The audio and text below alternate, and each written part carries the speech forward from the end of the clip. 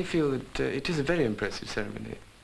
I know perhaps some people would think that it is rather anachronistic and out of place in this world, which is perhaps somewhat cynical. But I think it can mean quite a lot if one goes about it in the right way.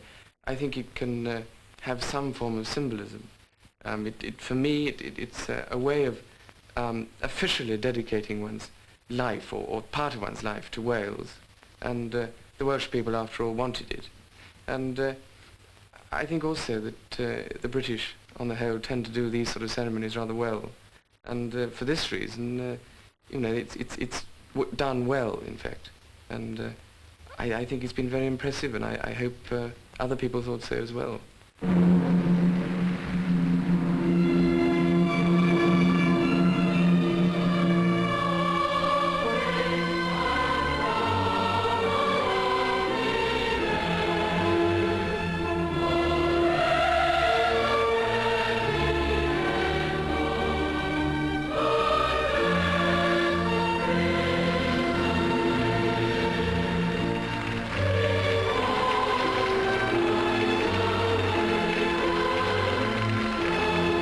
God bless the Prince of Wales, they sang.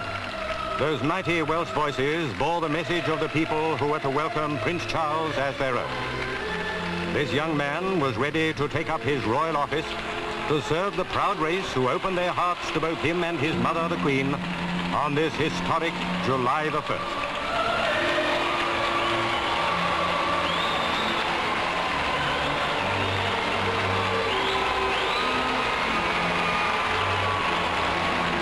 The grey fortress was a place of rejoicing on this day. While the crowds cheered their monarch, the young prince, with a dignity and assurance belying his years, followed the centuries-old pattern of ceremony and went to the Chamberlain Tower to await the Queen's command. Her Majesty and the Duke of Edinburgh, the Queen and her consort were regal figures as they moved towards the place where the joyous deed of investiture would take place. But apparent, even in the formality of the occasion, was the pride they held for their son. It was an emotion that all present felt and warmed to.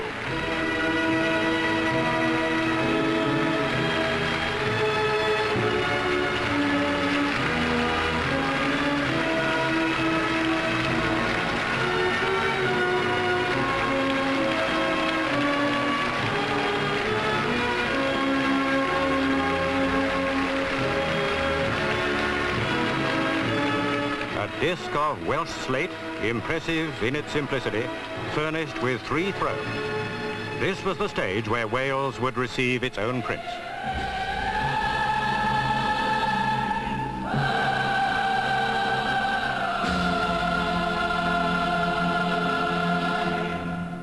With timeless ceremony, the Queen commanded the Earl Marshal to direct Garter, King of Arms, to summon the prince from the Chamberlain Tower.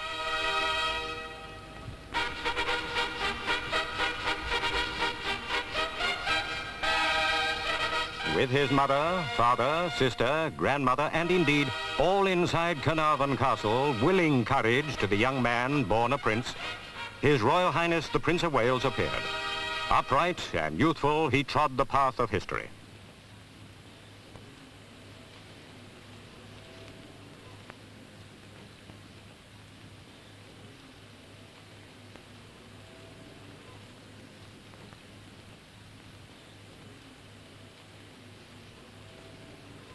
What a scene it was. The ancient castle providing an unequaled backcloth to an occasion of pomp and splendor, which was yet also one of simplicity. A modern prince in a medieval castle kneeling before the Queen, who was fulfilling a promise and giving Wales a worthy prince for its own, in a manner set down centuries ago. As the Secretary of State for Wales read the text of the letters patent in Welsh, Her Majesty invested the prince with the sword, the coronet,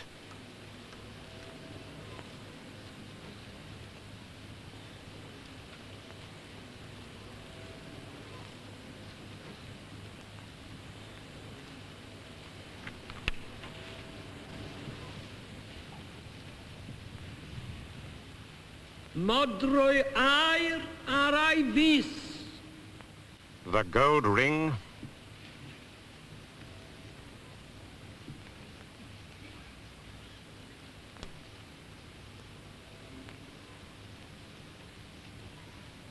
A hefyd drwy dros glwyddo gwiale nawr i'w law. the gold rod, Fel y bo iddo newyddiannol ac and the mantle. In giving to the prince these insignias of office, the Queen could not conceal the gentle touch of a mother, despite the formal text of the letters patent, which proclaimed that Charles, Philip, Arthur, George may have the name, style, title, state, dignity and honour of the Principality of Wales and Earldom of Chester. The sword about his waist, the coronet upon his head, the gold rod in his hand, and the silk velvet ermine mantle upon his shoulders, he bore with great fortitude the emotion that the coming moments brought. I, Charles, Prince of Wales, do become your liege man of life and limb, and of earthly worship, and faith and truth I will bear unto thee, to live and die against all manner of folks.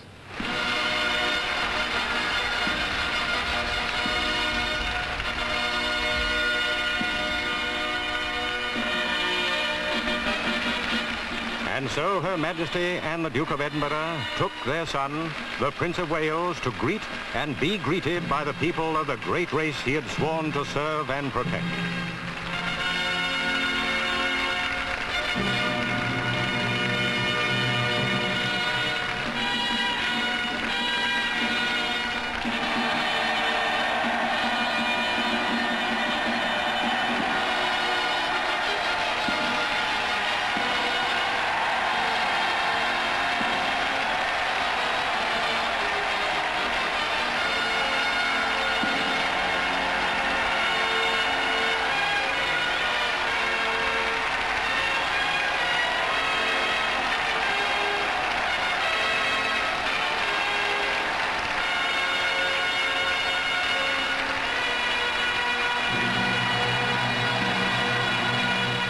The crowds in the square at Carnarvon had gladly awarded their prince the warmth of a welcome which for all time would stand to show the affection in which he is held by the people of Wales.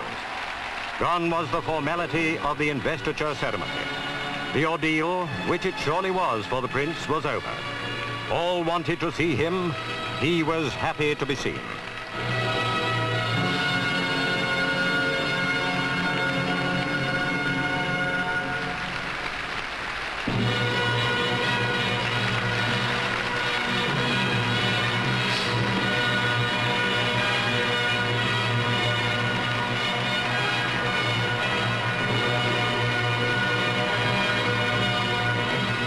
The cheers, the applause, the music, all were an inspiration to the Prince and the Queen in this hour of dedication.